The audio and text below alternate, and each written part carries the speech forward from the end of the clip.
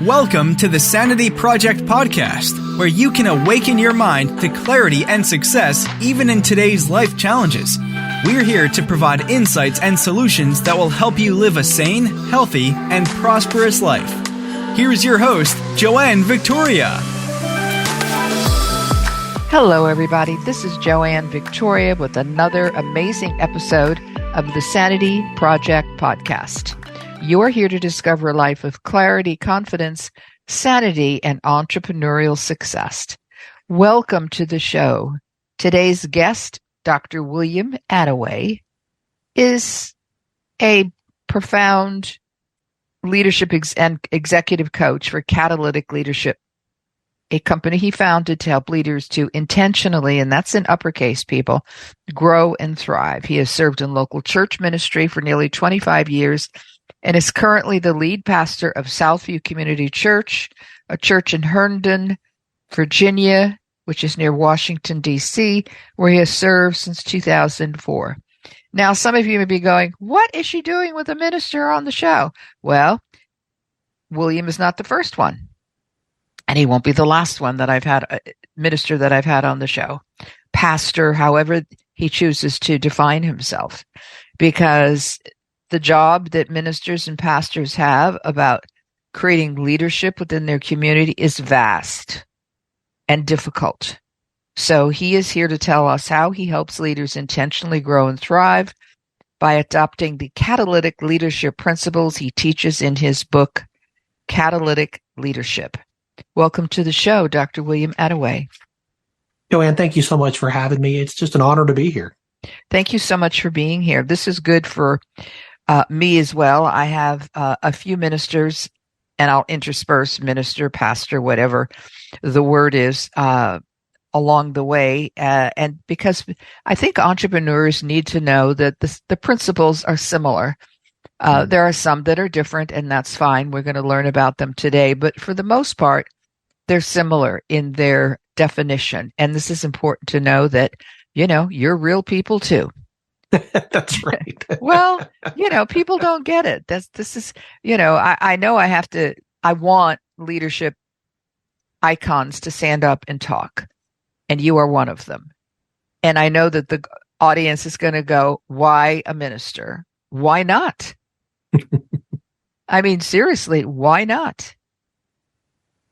Joanne, I've led first in the business world and then in the local church and the nonprofit sector, and then starting my own company 5 years ago.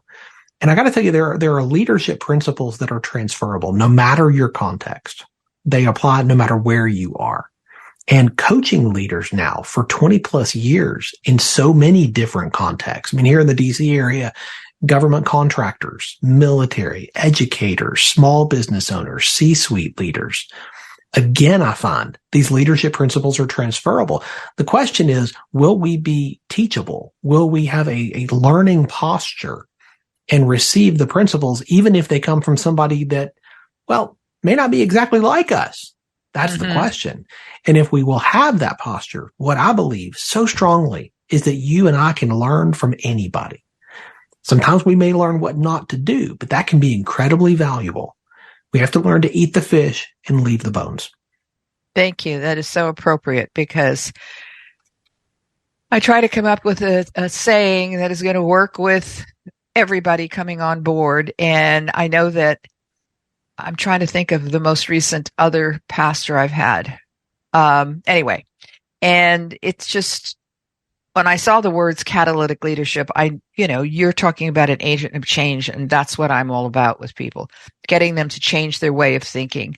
And yes. You talk about, it's a belief that people can or cannot do certain things. Yes? Mm-hmm. Absolutely. Carol Dweck's work on mindset comes to mind, right? It starts between our ears. We believe that we can grow and change.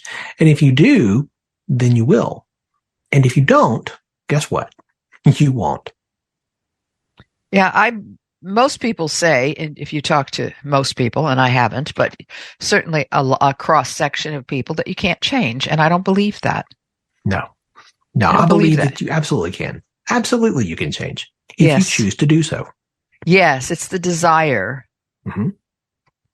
It's the desire. So tell us how you can intentionally grow. It starts with a choice, Joanne. It really, truly does. It's a decision that I make every day. I wake up, I get up. I want to be the most teachable person in every context I'm going to be in that day, in every situation, in every conversation. I want to listen more than I speak. And I want to make sure that I've got that learning posture, because I do believe you can learn from anybody. I have learned so many things from so many people in these decades of life. And you know what that comes from is the posture that I enter the day with. That doesn't cost anything, Joanne. You and I can do that for free. Your listeners can do that for free. It's your point of view is what's important when you get out of bed in the morning. Yes, it is. You know? It's a choice. It's a decision that we get to make. And if we choose, hey, you know what? I'm going to choose to grow today. I'm going to choose to learn today. I'm going to choose to get better today. That is choosing to be intentional in your growth. I've never once met a leader who said, hey, you know what? One day I just woke up and wow, I'm a fully mature, developed leader. I don't know how that happened, but here I am. That's never happened in the history of ever. So if knowing that to be true, we get to choose it. Will we? And what will you follow? What tenets that exist will you follow? That's important. Mm-hmm. And you help empower the entrepreneurs and founders to go to their next level of catalytic leadership. Mm-hmm. Now, on your website, I read about your book and the things that you will learn and so on and so forth. And they were very interesting. And where's the first chapter? Cultivating a teachable spirit. Okay. I was looking for something specific and I keep writing on pieces of paper. So what would you tell someone who is wanting to be a leader, does not know what a leader is or does, except, might tell, quote unquote, other people what to do, unquote. What can you tell them? How can you advise them? I would start with, I think, with the best definition of leadership I know, which is John Maxwell's. He says leadership, simply put, is influence. Nothing more, nothing less. Are there people that you have influence with in the world? And when I ask that question, every hand will go up. Of course, there are people you have influence with. Of course, there are people who listen to you and look to you. Okay, now, what are you going to do with that? What are you going to do with that influence? That's leadership. That's what you're going to choose to do. Are you going to use that for good, or are you going to use that for yourself? You're going to use that for the benefit of others or for the benefit of yourself? You get to choose. Leadership is a choice. It's a decision. And I believe every one of us has leadership in different parts of our lives. The question is, are we going to be intentional about it? Are we going to choose to leverage that influence, not for ourselves, but for the benefit of others? Well, I personally think that we're all here for the benefit of others. Yes. And I try to put that I put that message out in all of my podcasts, certainly all of the articles I write. I've got over 700 published articles, and it's always about, helping others, being there for the benefit. And benefit is more than help. It's just, it's an overencompassing spirit of being there for others and not yourself, being there for them first. Yes. Yes. And once you learn what could happen, how you could influence people when when we have an Instagram influencer, which I find hysterical. I mean, what? An influencer on TikTok telling me how to cook my eggs or whatever they have. I have no idea. It's so stupid. Sorry, influencers on TikTok, but you're not listening to this podcast. I know that you're not listening to this, but you can influence people, and that makes you a leader as well, because that's what you're doing, but influencing in a good way so that it's to their benefit. Yes. Yes. That type of others-focused life is exactly what I believe makes leadership catalytic. It's choosing to think beyond yourself. It's choosing to think of a greater good, a greater benefit for other people.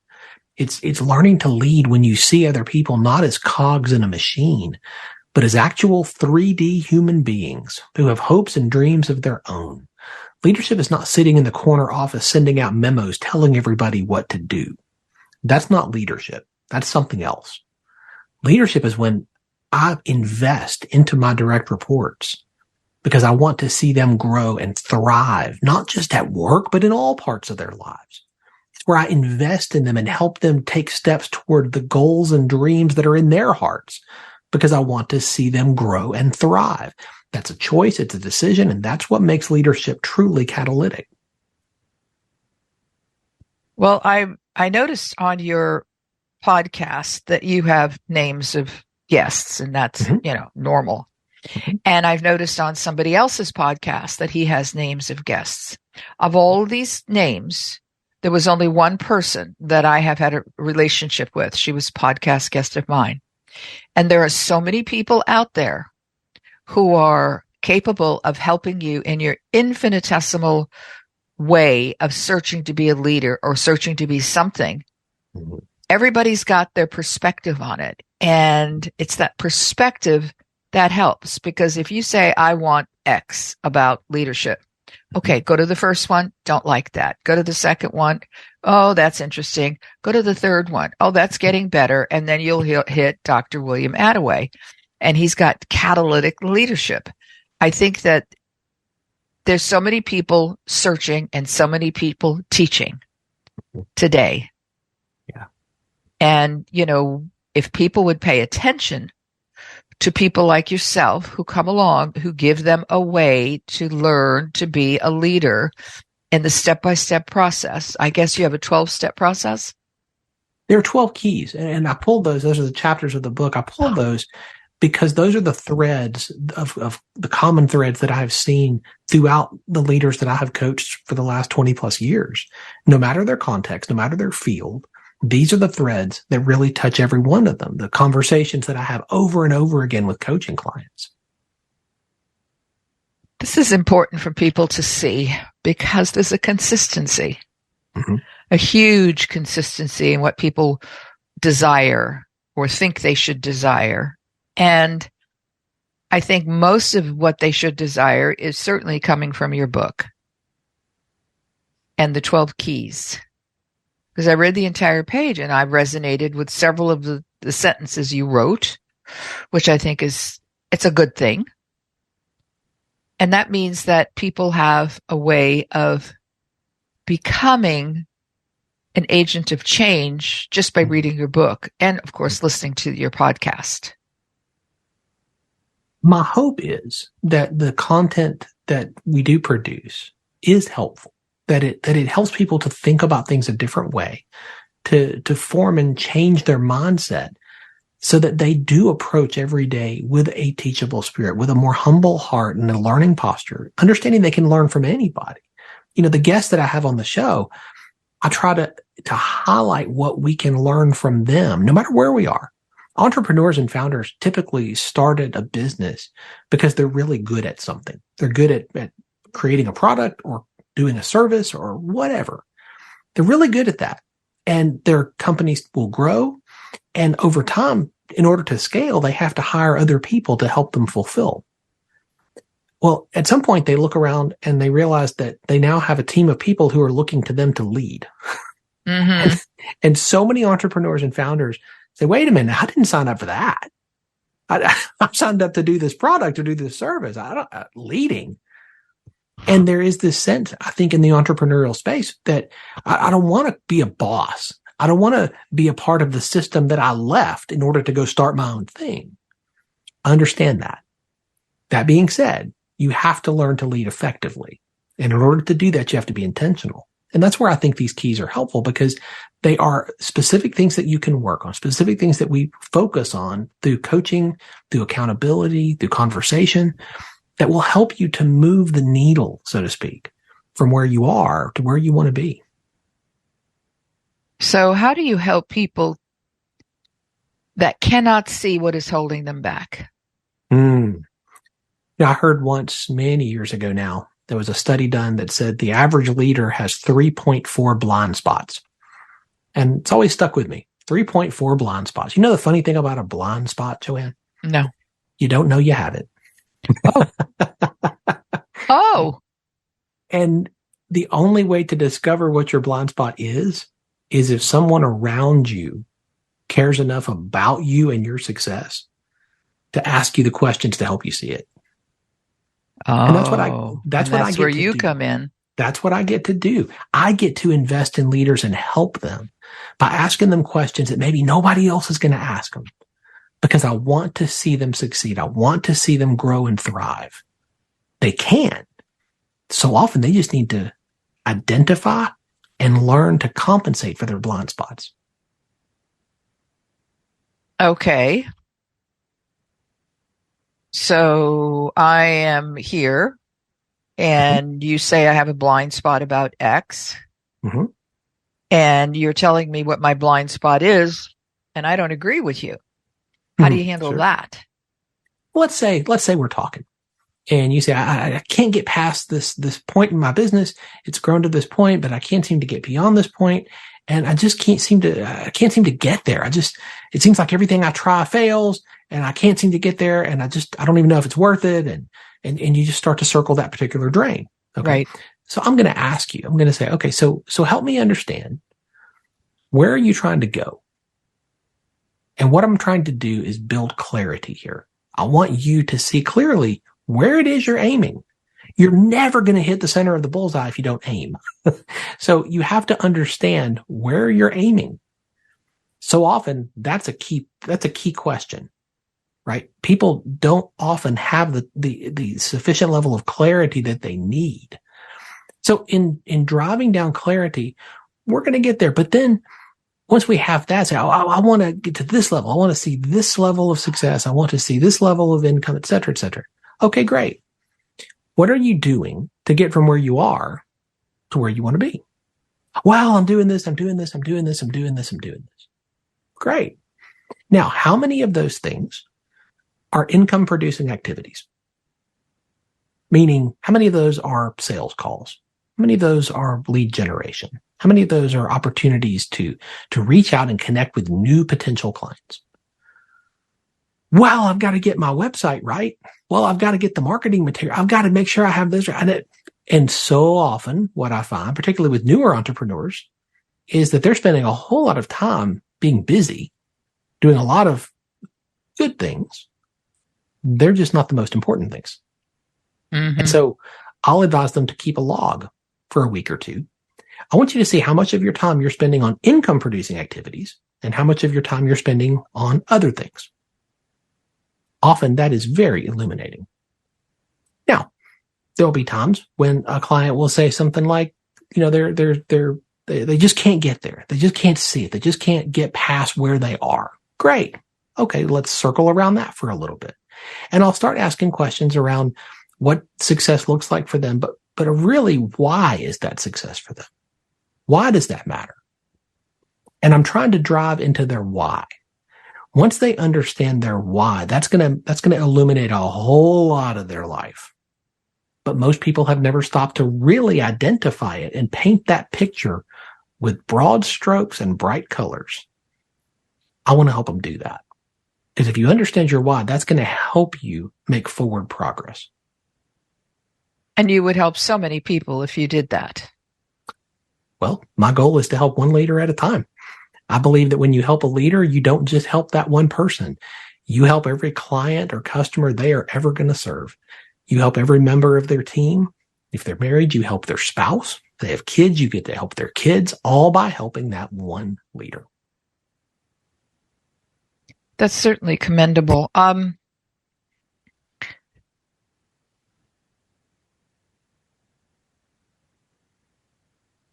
Okay, so what would you tell people? What is the first thing you would tell people to do right now if they wanted to get in touch with you or read your book? Or what do you think is the best sequence of events to help people move forward? You can go to catalyticleadership.net and find out more about what I do, the podcast that I host, the services that I provide around coaching. And I would love to offer for your listeners a copy of the book that I published, Catalytic Leadership. If they go to catalyticleadershipbook.com, which is also a link off catalyticleadership.net, the main site, catalyticleadershipbook.com. You can get a physical copy of that book, a paperback copy for free if you're willing to pay the shipping. I'd love to put that into the hands of as many people as I can because I believe these principles, properly understood and applied, can truly move your leadership into the catalytic space. And as you said before, or as I said, based on your books, catalytic is about an agent of change. So if you're interested in being an agent of change, get Dr. Attaway's book and you will see what possibilities there are out there. So is that your call to action, or do you have other things that people can find on your website?